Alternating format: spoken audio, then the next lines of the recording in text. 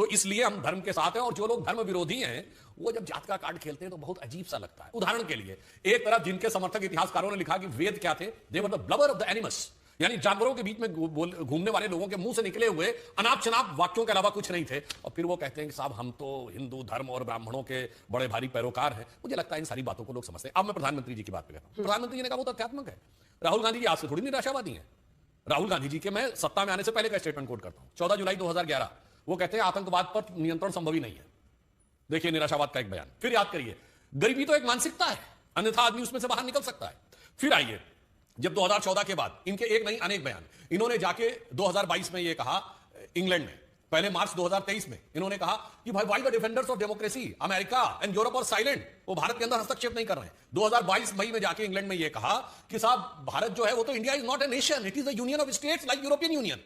अब आइए, इन्होंने 2022 में कहा बिल्कुल वो साहब वो तो बारूद सुलगा हुआ है, केरोसिन डाल दिया गया है, अब किसी भी समय तीली निकल सकती है। और वो जैसे कहते हैं सीली हुई तीली के थ्रू 4 साल उन्होंने गुजार दिए हैं। तो मुझे लगता है फिर उसके बाद अगर आप इनके एक के बाद एक बयान देखें, इन्होंने कहा है भारत की इकोनॉमी डेड है।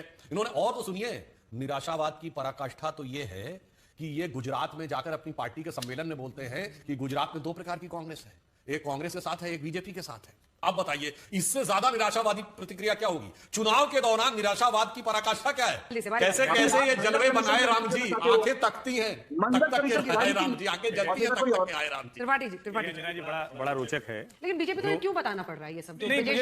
मुझे लगता है ये सच्चाई है कि पिछले कुछ समय में ब्राह्मणों के एक वर्ग में निराशा, उनके मन में एक असंतोष, उनको ये लगता है कि हमारा जो हिस्सा है वो हमको नहीं मिला। लेकिन यह भी सच है कि ब्राह्मण योगी आदित्यनाथ के साथ या कहें कि किसी जाति के साथ नहीं जाता है। वो भारतीय जनता पार्टी का सिंबल देखकर लंबे समय से वोट करता रहा। और जो सुधांशु जी का वो बड़ी तथ्यात्मक बात है, वो सिर्फ ऐसा नहीं कि कल्याण सिंह और उमा भारती, बाबूलाल गौर को नेता माना, शिवराज सिंह चौहान को नेता माना, मोहन यादव को नेता माना, और देश भर में वो लगातार इस तरह। और सबको छोड़िए ना, नरेंद्र मोदी तो घांची तेली समाज से आते हैं ना, लेकिन उनको देश के ब्राह्मणों ने नेता माना। उनको कौन सा ऐसा है जो नहीं? मुझे लगता है कि ये डिबेट समाजवादी पार्टी भाजपा के ट्रैप में फंस रही, भारतीय जनता पार्टी के ट्रैप में फंस रही। क्योंकि भारतीय जनता पार्टी जब इस तरह की बातें नहीं सर्टिफिकेट, अरे आप अपना वाला खारिज कर दीजिए, आप अपना दत्तात्रेय वाला खारिज कर दीजिए सर, दत्तात्रेय वाला खारिज कर दीजिए, मैं अपना वाला बताऊं। और इसीलिए मैं कह रहा हूं कि जब समाजवादी पार्टी ये कहती है कि ब्राह्मण मुख्यमंत्री भारतीय जनता पार्टी बनाए, तो बड़ा रोचक हो जाता है कि ये तो स्थिति ये हो गई है कि जो यादव मतदाता है वो सोचने लगा है कि हमको हिंदू रहना है कि नहीं, हम तो मुसलमान के साथ क्लब कर दिया है, हमको निकलने नहीं दे रहा।